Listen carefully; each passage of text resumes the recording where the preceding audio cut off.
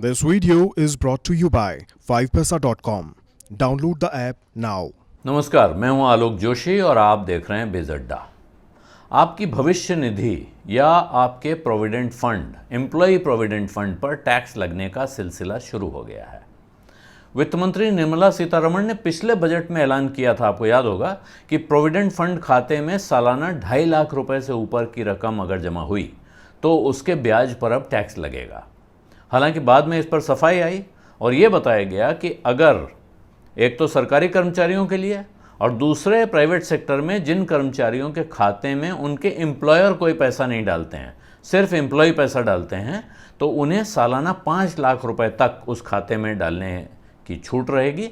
इसके बाद जो रकम वो डालेंगे उस पर अगर ब्याज बना तो उस पर टैक्स लगेगा। जिस दिन से ये ऐलान हुआ उसी दिन से इस पर तरह तरह के सवाल उठने शुरू हो गए थे।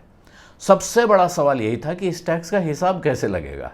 आज आपने एक रकम डाल दी, उसमें से कुछ हिस्सा टैक्सेबल, कुछ हिस्सा नॉन टैक्सेबल, उसके बाद अगले साल इसमें से इस पर कितना ब्याज मिला, उस पर कितना ब्याज मिला, ये बहुत एक कॉम्प्लेक्स गणित हो गई थी। तो इसे कैसे तय किया जाएगा, इसका फॉर्मूला कैसे बनेगा। पहले साल मान लीजिए हिसाब लग गया, लेकिन अगले साल क्या होगा।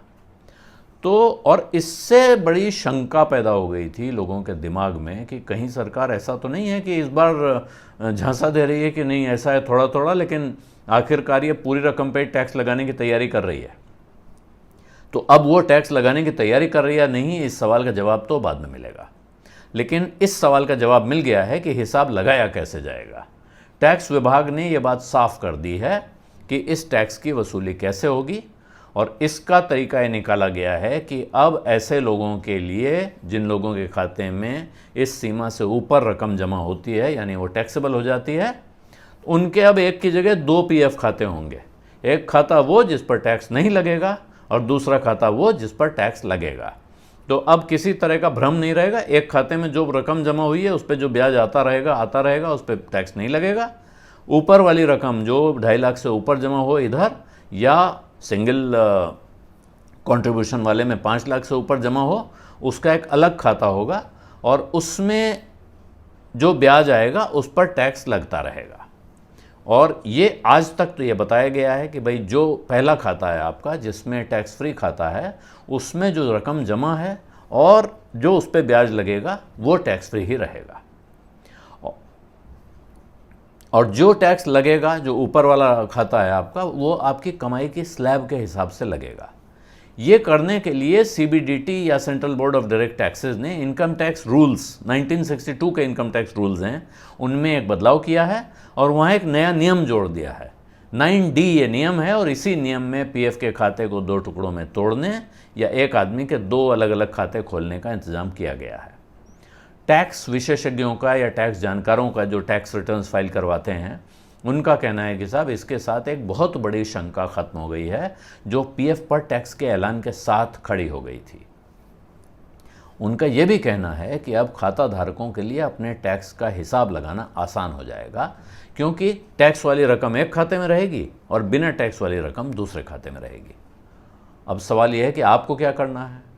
तो इसका सीधा जवाब यह है कि आपको तो कुछ भी नहीं करना है। अगर आपकी जो पीएफ कटता है आपकी तनख्वाह से, वो महीने में 20,833 रुपये 33 पैसे से कम है, तब तो बिल्कुल कुछ नहीं करना है। या आपके एम्प्लॉयर आपके खाते में पैसा नहीं डालते हैं और आपकी कटौती की रकम 41,666 रुपये 66 पैसे से कम है, तब भी आपको कुछ नहीं करना है। लेकिन अगर आपकी रकम इससे ज़्यादा है तब आपको बस सोचना होगा, करना तब भी कुछ नहीं है। जिम्मेदारी आपकी नहीं है। पीएफ का हिसाब रखने वाले संगठन ईपीएफओ का ये काम है, ये जिम्मेदारी उसकी है कि वो आपके 2 अलग खाते खोले, या अगर आपकी कंपनी एग्जेम्प्ट कंपनियों में, जो कुछ बहुत सारी बड़ी कंपनियां अपना एग्जेम्पशन ले लेती हैं कि हम अपना पैसा पीएफ का वहाँ जमा नहीं करेंगे, हम अपने पास ट्रस्ट में रखेंगे और यहीं से हम कर्मचारियों को वो रिटर्न देंगे जो ईपीएफओ तय करेगा। तो अगर आपकी कंपनी का ट्रस्ट है तो ये उस ट्रस्ट की जिम्मेदारी है कि वो आपके 2 खाते करे, और अगर आप ईपीएफओ में आपका पैसा जाता है तो ईपीएफओ की जिम्मेदारी है कि वो आपके 2 खाते करे और दोनों में अलग अलग रकम डालना शुरू करे। अब आपको सिर्फ इस बात पे नज़र रखनी है कि पीएफ दफ्तर से आपको कोई चिट्ठी आए, कोई कम्युनिकेशन आए, मेल आए, तो वो आप नोट करें और ज़रूरत हो तो अपने ऑफिस के एचआर डिपार्टमेंट से या अकाउंट्स डिपार्टमेंट से पूछ लें कि भाई मेरा नया वाला अकाउंट खुल गया है कि नहीं, खुल गया है तो उसका नंबर क्या है, इसी नंबर से मुझे उसका भी ब्यौरा मिलेगा, क्योंकि अभी आपको मालूम ही है पीएफ का सारा हिसाब ऑनलाइन हो गया है, आप यूएएन डाल के अपना बैलेंस देख सकते हैं। तो ये दोनों बैलेंस अलग अलग देखने का इंतजाम आपको कर लेना होगा। यहाँ ये ध्यान रखिए कि 31 मार्च 2021 तक आपके खाते में जो भी रकम थी उस पर या उस पर आगे आने वाले ब्याज पर कोई टैक्स नहीं लगना है। और अभी तक सरकार ने पब्लिक प्रोविडेंट फंड या पीपीएफ को भी इससे मुक्त रखा है, इसलिए फिलहाल उस बारे में भी चिंता करने की ज़रूरत नहीं है। पीपीएफ में पहले ही लिमिट है कि 1.5 लाख रुपए से ऊपर आप जमा नहीं कर सकते हैं, या जमा कर सकते हैं तो वो टैक्सेबल होता है, वो टैक्स फ्री नहीं रहता है, इसलिए आप उस बारे में चिंता ना करें, वहाँ वो पुराने नियम लागू हैं। एक शंका अभी बची हुई है, उस शंका का भी उम्मीद है कि जल्दी जवाब आ जाएगा, लेकिन शंका ये है कि ये जो टैक्स बनेगा इसकी वसूली कैसे होगी।